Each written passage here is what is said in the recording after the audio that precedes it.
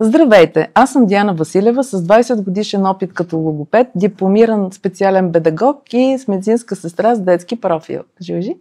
Здравейте! Аз съм Жужи и работя като преподавател в Софийския университет Свети Климент Охридски.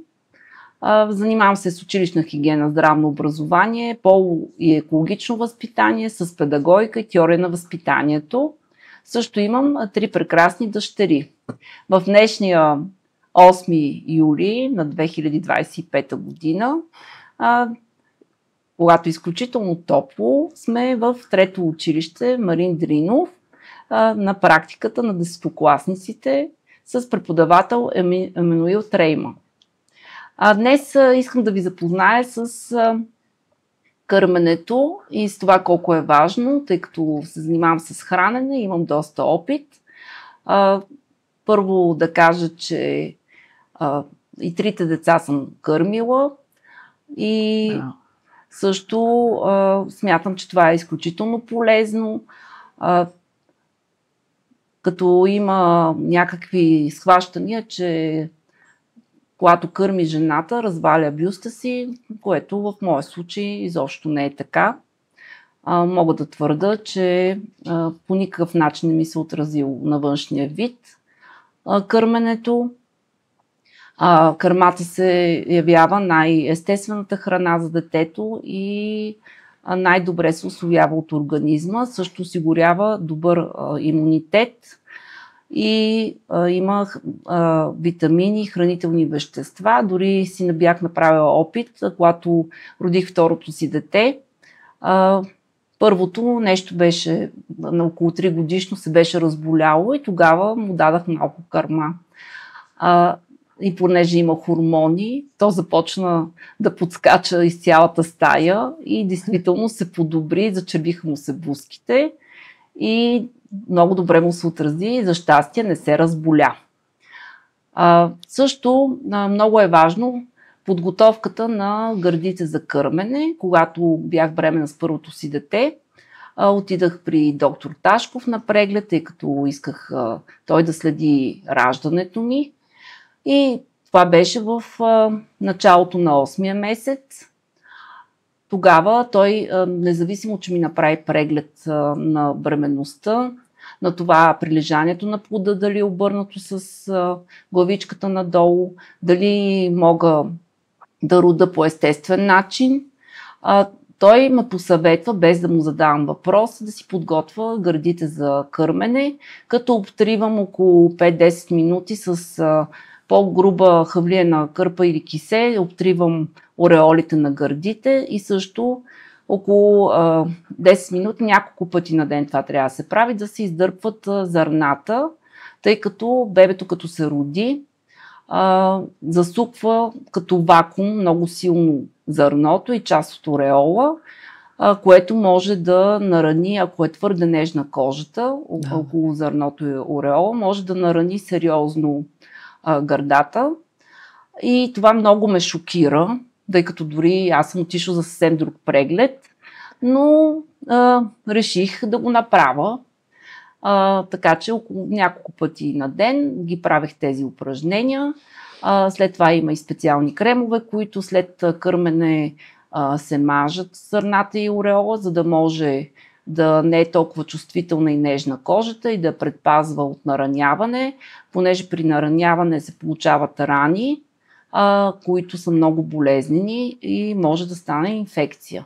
Поради тази причина, ето и доктор, който всъщност е акушер-гинеколог, той се интересува и не само от развитието по време на бременност, но и след като се роди детето, да бъде хранено по най-добрия естествен начин. Кърмата е най-хубавото нещо, което жената може да даде на детето си и затова по време на кърмене е хубаво да не се употребяват алкохол, цигари, също наркотици, естествено, и да се внимава какво да се яде. Да се храниме пак балансирано, здравословно, разнообразна храна, като се набляга повече на зеленчуци, плодове, също млечни храни, на белтъчини, на такива храни богати на фибри, на рибни продукти, преди всичко на нетлъсто месо, както вчера коментирах, така че ви съветвам да кърмите поне до 6-я месец е желателно да се кърми, като в болницата обикновено и осигуряват някакви помпи, които се ползват общо от всички, но е хубаво да си носиме в родилното помпичка за лична употреба и също да се има предвид, че в началото, когато започваме да кърмим, най-важно е да се дава на детето да суче, като това е един от основните рефлекси, както примитивен рефлекс, който е изключително важен за храненето в началото и той си развит у детето. Ако е развит, много е важно то да може да суче, което в последствие този примитивен рефлекс е желателно да отпадне, за да може детето да се храни по нормален начин и да дъвче, но сукането е нещо, което в повечето деца е развито още при раждането, дори когато наблюдават с екограф бебетата, някои от бебетата си смучат палчетата, още в корема на майките. Това е показателно, че там се развиват. Което е едно естествено развитие. И това, което исках да кажа, е много важно, защото не бях запозната толкова много с кърменето. Единствено държах да рода нормално и то на 32 години. Действително родих нормално, но в болницата имаше такива табла, на които можех да чета. И аз не съм от жените, защото има жени, които по естествен начин, още преди да родат, почват да имат много кърма, докато при мен не беше така. И се чудех изобщо дали ще имам кърма, но ти дават вече по най-новите разбирания в болницата, дават детето да престои възможно повече при майката, още след раждането и само го взимат за повиване и за тоалет. И целта е бебето да има възможност, когато има нужда, да суче и независимо дали има кърма или не, е важно да се знае, че в началото на бебето, тъй като му е много малък размер на стомаха, му е достатъчно колкото едно грахово зърно да суче. Кърмата е изключително малко, една капка, нарича се коластра и е много хранително. И когато се стимулира сученето на бебето и гърдата се стимулира, започва да се произвежда по естествен начин кърма, като също е важно жената да продължи да се храни и да пие течности, да се набляга на ядки, които стимулират кърма и възможно е да се изпитват и някакви болезнени състояния на цялата гърда, защото има процес при някои жени, при които се отпушват каналите, през които ще преминава кърмата. Но най-важно е да не се отказваме. Това може да продължи от няколко дни до седмица, но най-важно е да не се отказвам. Освен това, самото кърмене е изключително лесно да се осъществи навсякъде. Когато детето е гладно, може и в парка, когато с една кърпа да се покриеш, има такива блузи, които са за кърмачки, сутени също. Докато млякото, което се приготвя, трябва да е на определена температура, да станеш през нощта, защото в началото бебето се храни през 3-4 часа и през нощта включително да станеш, да направиш, да бъде всичко стерилно, шишетата да са стерилни, да превариш водата и да направиш млякото. Също тези изкуствените млека много често създават много повече проблеми, като болки в коремчето и газове, и бебето става по-неспокойно. Докато аз, когато кърмиш детето, се е случило да го взема при мен в леглото и му давам да суча. И не се налага да си нарушавам съня, като трябва да се внимава да не се задуши бебето, естествено. И да не го будим, Да, ако не се е събудило да го храним. Да не го будим, ако не се е събудило да го храним, Това е много важно. както Диди казва. Така че да събираме по време на бременността сили, защото първите няколко месеца режима ни е през 3-4 часа и почти не може да се наспиме.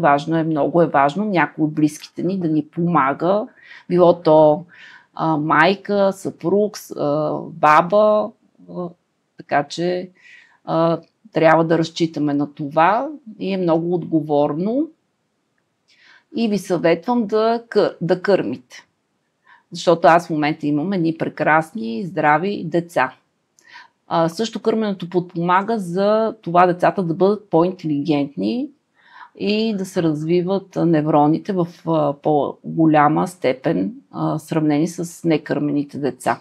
За съжаление не всеки може. Така. Да, за съжаление не всеки може, но аз съм се убедила, защото аз съм човек, който не съм от хората, жените, които могат. Не ми е, видяла съм в болницата, когато на жените им тече кърма, още не са родили и по съвсем естествен начин не са имали никакви проблеми. Аз мога да твърда, че съм имала проблеми.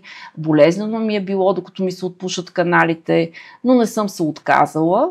И се е случвало, трябваше да ям, да поддържам по-високи килограми от моите. Случвало ми се да храна с лъжичка каката, да кърма и едновременно малкото бебе, и едновременно с това и аз да се храна, защото аз ако не ям през 3 часа, аз няма да имам кърма. Нали, това го установих. Това е важно, да.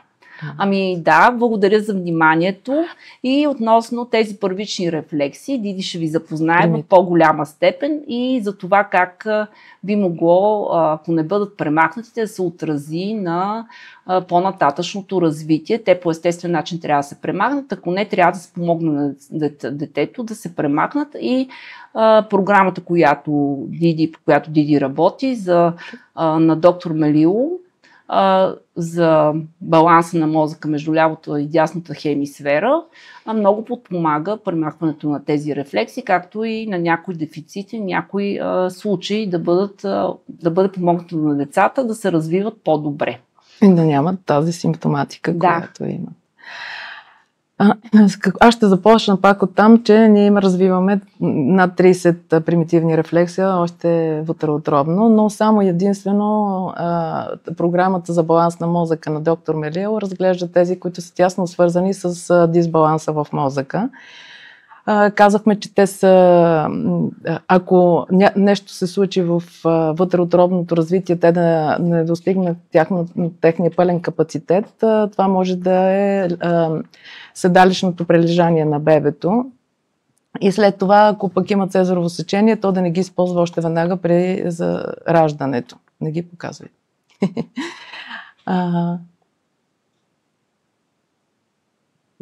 Така, тези рефлекси трябва да останат някъде до 4-6 месец, след когато детето вече е на 4 до 6 месечна възраст. И след това трябва пък да следим за тяхното отпадане. Стриктно, нали, след 6-я месец трябва пък да гледаме за тяхното отпадане, като единствено само този рефлекс на бабински остава до първата годинка и този, който ще кажа и за него, палмарния, който също към годинка отпада. То на краката са тези рефлекси. Първият рефлекс, с който се среща майката още в родилния дом, това е примитивният рефлекс. Може да покажеш за примитивният рефлекс за засукване.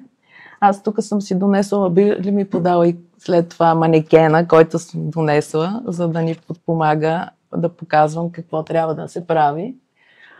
Сблъсквайки се с първия примитивен рефлекс, казахме засукването. Ако бебето не може добре да засуче,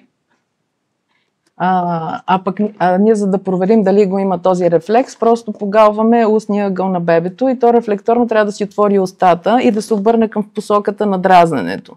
Ако това нещо не се получи, тогава рефлекса не е добре развит и вие трябва сами да направите това, като правите следното.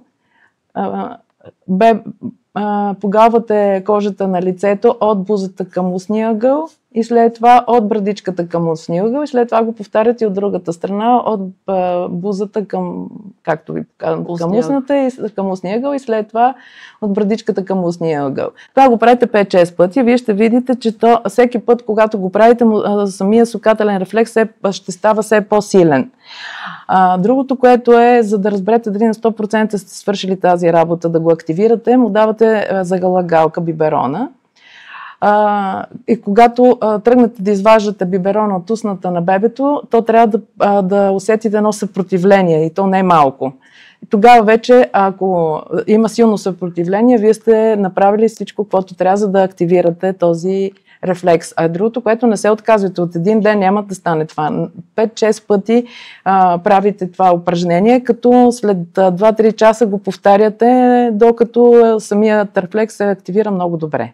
Само това във връзка с съпротивлението да обърна внимание, че тъй като самото засукване, за да суче бебето от гърдата... Да, както кажа Жижи, че много боли и е много като вакуум, е много голям. Имат снимки как изглежда и зърното отива някъде тук при непцето на бебето и засмуква част от ореола и е като вакуум. Изключително силно се засмуква зърното и част от ореола, за да може бебето да суче и да излиза кърма. Като най-важно е да се слага по-често бебето да суче, независимо, че ние може да не виждаме, че има кърма. Да. И както ви казах в началото, то на него му е достатъчно колкото една капка първия ден, втория ден 2 капки. И това стимулира гърдата да отделя кърма. В началото това е жлеза млечна. Така че това е много важно, както и да не се спира да се яде. Да, тя коластрата е много хранителна. Много жени спират да ядат като родят, за да бъдат слаби. Ако не се хранат, няма как да има кърма. Да, така е. И също има като нова тенденция, даже не бих казала толкова нова, да не се дава водичка на детето преварена, както едно време. Да, до 6-я месец до 6-я вие пиете вода. Да, така защото ще бъде най-добре. В природата бозайниците, бебетата на бозайниците не пият вода. И реално получават всичките си течности чрез кърмата. Да, благодаря за допълнението. Следващият примитивен рефлекс е така нареченият рефлекс на Муро. То се изразява в това, когато от бебето чуеш силен шум, какво се случва? То изпъва ръце и крака, ето така като формата на морска звезда. Аз сега не мога да го направя добре. Да, точно така, ето така, да. Като стрес. Да, и наистина гледа стреснато. Да, ето и на тази камера да се види, ето така. Да, и самата му физиономия изглежда оплашена. Тогава вече това е знак, че този рефлекс работи. Когато тази поза се направи от бебето при силен шум, това значи, че да се плесне, да може да се плесне. Или пък другото, което е, за да не го пробваме така, може да поставим бебето легнало. Виждам ли се добре? Да го повдигнем на няколко сантиметра тук за гръбчето го държите, повдигаме раменете и главата и те сами ръчичките рефлекторно се свиват към тялото в същия момент. Това значи, че този рефлекс работи. Да, да обърна внимание, че когато детето реагира на силен шум, означава, че и слуха му е добре. Точно това ще да кажа, вземи думата. Да, много важно. Да. Това е първият знак, че бебето може би има проблем с слуха. Ако не реагира на този шум и да направи точно това, което демонстрирах в момента. Или има проблем с слуха, или пък не е активен самия рефлекс примитивен на Муро. Да. Как може да се активира? По същия начин пляскаш и или пък повдигаш бебето, както показах. Повдигате го няколко сантиметра за гръбчето и заедно с главичката и то в този момент трябва да свие ръцете към тялото. Това може да правите за бебето, с бебето, за да може то да стимулирате рефлекса. Да стимулират рефлекса.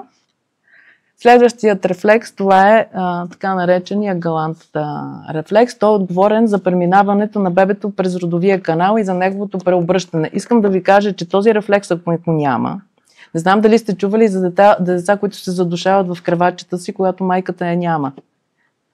Не знам дали си чувал. Да. Този рефлекс го няма, защото то, ако го има, то ще си обърне главата. И то няма да се задуши, по естествен начин. Това значи, че рефлексът работи. Ако не работи, се случват такива трагедии. Синдром на детската бебешка смърт, точно така. Как може да разберем, че този рефлекс го има? Обръщаме бебето или, първо за бебето ще говорим, наголо се прави цялата проба. Вижда ли се добре? Представете си го, че е легнало, за да може да виждате, затова го повдигам. Правите мислена линия от лопатката 2 см и половина и 1 см от гръбначния стълб. Може да го направите с пръст по този начин. Правите една мислена линия от лопатката към гръбнака. И ако рефлекса е на лице, тогава прави спазъм мускула от страната, в която от дразнението и се извива в формата на С. Ако го има рефлекс. Ако го няма, няма реакция. Няма да реагира. Хубаво да се направи от другата страна, за да види дали рефлекса го има и от тази страна. Ако липсва от една от двете страни, това значи, че по-късен етап може да се получи един дисбаланс в мозъка. Затова вие по този начин пак може да го активирате, както от другата страна. Галите по същия начин, както е при пробата, така може да го активирате. Пак както при устния ъгъл, както за сукателния, по 5-6 пъти го правите. Вие ще видите, с всяко докосване рефлексът ще се засилва все повече и повече. Както правите до 1 см от гръбнака и след това малко по-натам, докато стигнете самата извивка. Ако няма този рефлекс, какво може да стане? Има такъв дисбаланс. Какви увреждания може да има? Не знам по-натам какво ще се изяви точно този рефлекс, но... Това може ли, трябва ли да се махне този рефлекс в един момент? Да отшуми? Би трябвало да се потисне, както казахме, този рефлекс. Просто по същия начин може да се премахне рефлекса, както ви показах, както се активира, така го деактивирате, така го потискате по този начин, по който ви показах. А другия рефлекс е захващане. Палмарния рефлекс, вече това е рефлекса, който го има, при който той го има, всичките деца трябва да го имат. Този рефлекс е на хващането, като бебето още в самото начало на самото раждане може да ви стисне пръста, ако му сложите тук в дланта, тук е най-чувствителната част в средата на дланта и то рефлекторно си свива пръстчетата. Обаче след като минат 5-6 месеца и остане този рефлекс, това значи, че пак може да има дисбаланс и пак проверяваме двете ръце, за да може на едната да има, на другата да няма. Това пак е сега да кажа, че ако този рефлекс не се активира, да покажа първо как да се активира. 4 краища на дланта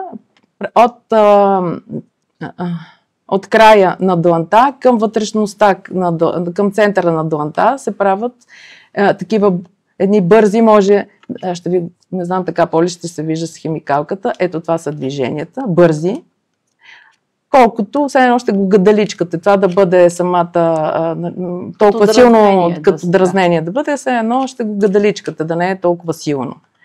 Ако го няма, по същия начин се активира и когато пък има, така го деактивирате. И защо е толкова важно да се деактивира? Този рефлекс е важен ако не изчезне, след това детето може да има проблем с писането. Ще искат по-дебели химикалки, моливи. Или няма да държат правилно. Няма да държат правилно, не могат да се научат да държат правилно, ще пишат грозно. Почерка няма да им е четлив. Те са се научили. Другото, което е, дори един от пръстите да се свие, пак го има рефлекса. Може да е в лека. Това е лек лека форма, но трябва да пак да правите тези упражнения, докато той не изчезне, не отпадне изобщо. Да. Трябва да се потисне Добре, сега да го няма. Другите рефлекси след това да покажем. Подай другия рефлекс. Това е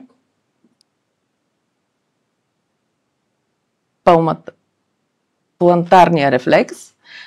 Този рефлекс другото, което пропуснах да кажа за предния рефлекс, че го има и на крака. Този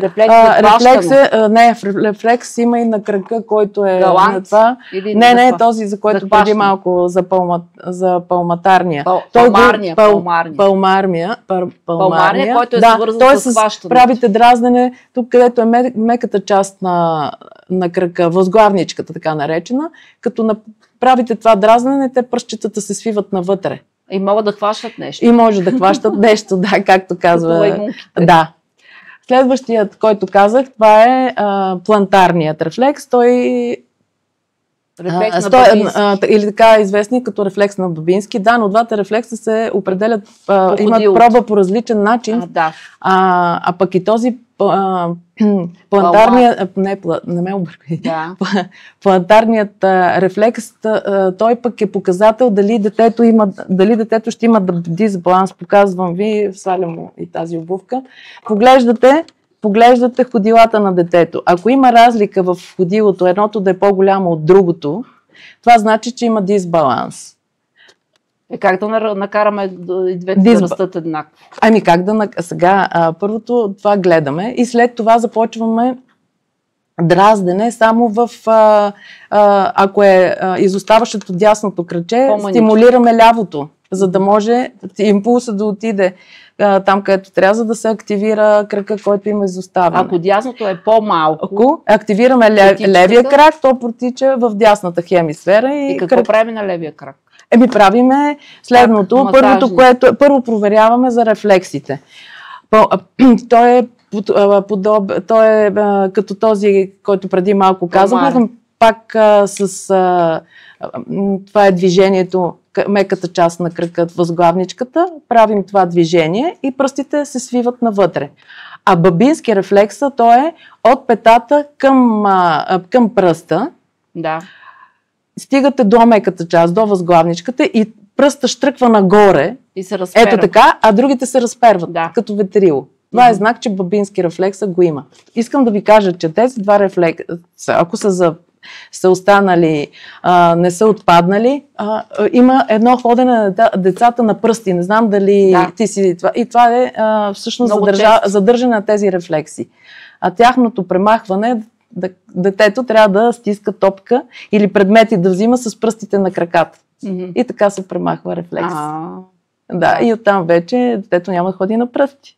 Да. А това защо? Разбрах, че ако единия крак е по-малък, активираме другия крак. Може при бебето, понеже няма как да му кажем да стиска с пръстите, ще може по същия начин, както не масаж, по същия начин, както го активираме, така го потискаме. Със същите движения. Този, който е тук със свиването на пръстите, правим ето така. 5-6 пъти. След определени там часове, 2-3 часа, пак го правите това, докато изчезне рефлекса. Няма време, не знам кога ще стане, ние няма как да знаем мозък кога ще реши. И на бабински по същия начин, както ви казах, от петата към възглавничката. Не отивате до възглавничката. Вие ще видите, ако го има рефлекса, пръстът много така штръква нагоре. Самият палец, а другите са ето така разтворени като ветрило. Така, следващият рефлекс, който това е асиметричното шинотоничен.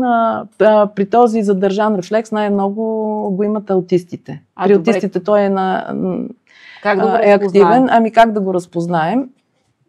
Той всъщност е отговорен и за преминаването през родовия канал, за преобръщането, за претъркалянето на детето и за лазенето. Ако вашето дете лази малко или изобщо не лази, това е признак, че този рефлекс много късно се е активирал. А на колко трябва да лази? 8-9 месец някъде. Да. А винаги ли трябва да лази преди? Ами даже до 7,5 трябва да пълзи, Да. ако бъдем точни, нали, в време, кога трябва да бъде фонтогенезата. Така, мога да ви кажа, че вие самите, ако детето виждате, че не може да лази в тази определена възраст, както казахме 7,5-8 месеца, вие сами може да научите вашето детенце да лази, както и да го научите да кара колело. Ами аз След съм това учила детето си да ходи, например. Просто той не, то да не трябва, опити. изобщо не трябва да го учите да ходи. Ами то то само, нищо не искаше да ние прави. имаме инстинктите това да го направим сами. Не ни трябва никаква помощ. Не знам, аз му показах как си движи крачетата, второто ми дете, и то да ходи. да само му показах, показването, в този смисъл. Не е да го придържаш непрекъснато. А това просто не е му показах какво да прави. Да, и това не е добре. Ако бебето е тежко и още не е готово да се изправи, самия мозък не е готов. След като бебето не се е изправил, мозъка не му дава, не му казва, ти не си готов. Значи, не са добре още тези големите мускулни групи, не са развити толкова добре, за да могат да държат скелета. И вие, когато го изправите по-рано, какво може да се получи? Едно изкривяване. Не, по-рано не трябва, но всяко дете на на всяко дете на различна възраст. И какво? Започва да се изправя. Има деца, които на 8-9 месеца. Но не трябва толкова рано. Те сами се защото трябва да ги научите да пълзят. Нали? Точно това беше да кажа, че е много важно да пълзят. Защо трябва да пълзят? За да се изгради една добра нервна система, трябва тези примитивни рефлекси да са потиснати до 4-6 месец. За детето да има една добра нервна система, добре изградена нервна система. Затова така малко екзалтирано говоря, защото знам, че на 7 месеца и после трябва това 7 месеца и половина, 8. Да лазят. И после да почнат да се опитват да ходят. Но не ние да ги караме, а те сами. Да, те сами, отивайки до дивана, той мозъка сам пуска, когато всичко е наред и детето може вече с вестибулара да е добре, да може да правят, да могат да пазят равновесие. Но някои по-късно прохождат, точно защото примерно са с по-голямо тегло. Не само това, има проблем някъде в тези примитивни рефлекси или пък има изоставане. Може да бъде, и това изоставяне може да бъде физическо, може да има тумор в мозъка. Ами всъщност не винаги, смисъл има около 2-3 месеца, които допустимо изоставане. В смисъл просто имат различен темп на развитие. Но искам да ви кажа, че голямо изоставането вече е проблем. Другото, което искам да кажа, че трябва да ги използват повече тези рефлекси, за да могат да ги изразходят, мога да кажа, за да ме разберете. Защото когато не се използват тези рефлекси, те тогава всъщност не отпадат. Не се потискат, когато децата не ги използват. Защо тези деца, които са... Ето давам пример с децата, които са в дом майка и дете. Те не ги движат в леглата. Това толкова много деца, никой не се занимава поединично с тях, както родителите. И децата затова изостават. Това означава да играят повече, да бъдат извеждани, да бъдат стимулирани. Още говорим за бебешката възраст, за да могат да се потиснат тези рефлекси. И как може да познаем дали са си отишли тези примитивни рефлекси, 6, които изборихме до сега. Това са така наречените, ние показахме, нали? Да, посторален. Какво? Ами това, как може посторалните рефлекси, това е странична опора. Какво значи странична опора? Бебето, когато вече седи, това е към 6-я месец и половина, когато залитне, например, на ляво, то трябва да си протегне лявата ръка, за да се задържи, да не падне, да се опре на нея. И така и обратно. Пробата, като го сложите да седне, ако залитне надясно и не си сложи ръката, това веднага може това е знак, че този рефлекс не е активен, нали, за лявата страна. Ако не е активен и за дясната, значи ние трябва да го активираме пак по същия начин, както ви казах, че е пробата. Накланяте го наляво няколко пъти, 5-6 пъти, вие ще видите, че то постепенно по някакъв начин ще започва вече ще започне да използва този рефлекс. Рефлекс може да се случи малко по-бавно, той е някъде към 8-9 месец, за да може да потисне някои от тези рефлекси, примитивните, които до сега, които изборяваха, за да може да се потисне, може да стане и по-бавно. Затова не губете търпение, ми го правете ежедневно, и по няколко пъти на ден, за да може да се активира. Следващия, това е постуралният рефлекс предна опора. Този рефлекс, как може да го разберем? Бебето го гушкаме, след това го обръщаме рязко и с главата надолу, пак по същия начин рязко го завъртаме и то трябва автоматично да си вдигне ръцете. Това е така наречения парашутен рефлекс. Да. И ако го няма този рефлекс, това пак значи, че примитивните не са отпаднали. Да. Така че го активирате по този начин, както ви казах, както е пробата, така и е деактивацията. Добре, може ли да помогне, ако има проблеми в рефлексите, да помогне програмата на доктор Мелило? Аз точно това казвам, това е от програмата на програмата на доктор Мелило ви запозна не само как да проверите рефлексите, но и как да ги потиснете. Това е много важно. Това е единствената програма, която е най-комплексна в момента в света, говоря, която, използвайки я в училища, дори още в университета, гаранцията, че няма да има такива деца с такива синдроми и дефицит на вниманието, с хиперактивност, Турет, Асбергер, аутизъм, опозиционните поведенчески, там, които са трудните деца, така наречените. Всичко това няма да ги има тези диагнози, ако всичко това още в бебешка възраст се направи, което до сега ви разказвам. Да се обучат специалисти в университета, които това трябва да е неврологията, вместо да се изучават такива общи неща, просто това трябва да мисля да им е първото нещо, което трябва да се обясни на специалистите, какво трябва да гледат. И евентуално при работа с деца, къде е нарушението, къде е дисбаланса, по-точно казано.